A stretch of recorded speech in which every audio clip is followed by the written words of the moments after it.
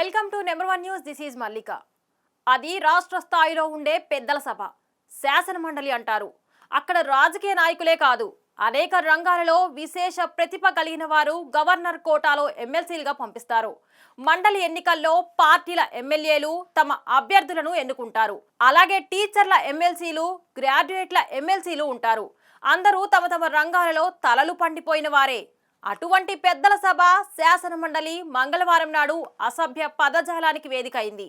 సామాన్యులు వాడుకునే భాషను శాసన మండలిలో యథేచ్ఛగా వాడారు. తాము గౌరవ సభ్యులమని కానీ, తమ మాటలు రాష్ట్రమంతా వింటుందని కానీ వారికి లేకుండా పోయింది. ఒకరు అధికార పార్టీకి చెందిన వ్యవసాయ శాఖ మంత్రి అచ్చెన్నాయుడు అయితే, మరొకరు శాసన మండలిలో వైసీపీ తరపున ప్రతిపక్ష నేతగా ఉన్న మాజీ విద్యాశాఖ మంత్రి బొత్స సత్యనారాయణ. గత ప్రభుత్వ హయాంలో విద్యాశాఖ మంత్రిగా ఉన్న బొత్స విద్యార్థులకు చేసిందేమీ లేదని, బొత్స దద్దమ్మ అని అంటే ఎద్దులా పెరిగితే సరిపోదు అచ్చెన్న, మనిషివి భాష బాగుండాలి అని బొత్స సత్యనారాయణ ఫైర్ అయ్యారు. నన్ను ఎద్దు అంటావా, నువ్వు చచ్చినా నా పర్సనాలిటీ నీకు రాదు అని అచ్చెన్నాయుడు ఎదురుదాడి చేశారు. కట్టడి చేయాల్సిన శాసన మండలి స్పీకర్ మోషే చూస్తూ ఉండిపోయారు. ఏదైతే డిఎస్సి మీద ఉందో దాని మీద చర్చగా అన్నాం. నేను ఒక విషయాన్ని తమ దృష్టి తీసుకొస్తాను. ఇది నాకంటే ఇంతకు ముందు అచ్చెన్నాయుడు అగ్రికల్చర్ మినిస్టర్ గారు మాట్లాడారు.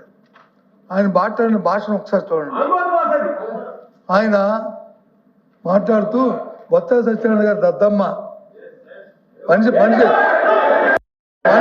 మనిషి మనిషి మనిషి మనిషి అధ్యక్ష అధ్యక్ష అధ్యక్ష అధ్యక్ష అధ్యక్ష మనిషి మనిషి మనిషి పెరిగితే బుద్ధి రాదు.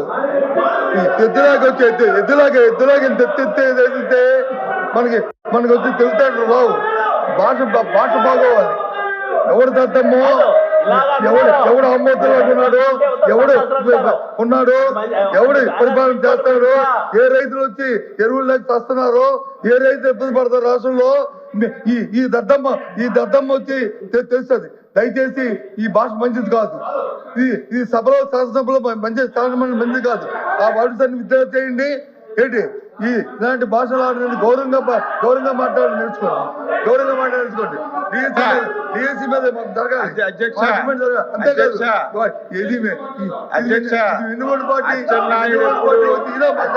ఎప్పుడు అన్పార్లమెంట్ మాట్లాడితే అధ్యక్ష, మీరు గత ప్రభుత్వంలో విద్యాశాఖ మంత్రిగా ఉండి 5 సంవత్సరాలు 19, 20, 21, 22, 23, 24 అని 5 సంవత్సరాలు లక్షల మంది యువకులను అధ్యక్ష మాట్లాడుతున్నావు. నా పర్సనాలిటీ గురించి మాట్లాడుతున్నావు. నువ్వు సచ్చినా కాలు కిందకు పెట్టి పైకి పెట్టినా నా పర్సనాలిటీ నీకు రాదు. సత్యనారాయణ, నా పర్సనాలిటీ నీకు రాదు. మరిన్ని లేటెస్ట్ అప్డేట్స్ కోసం చూస్తూనే ఉండండి నెంబర్ 1 న్యూస్. సామాన్యుడి చేతిలో సామాజిక అస్త్రం.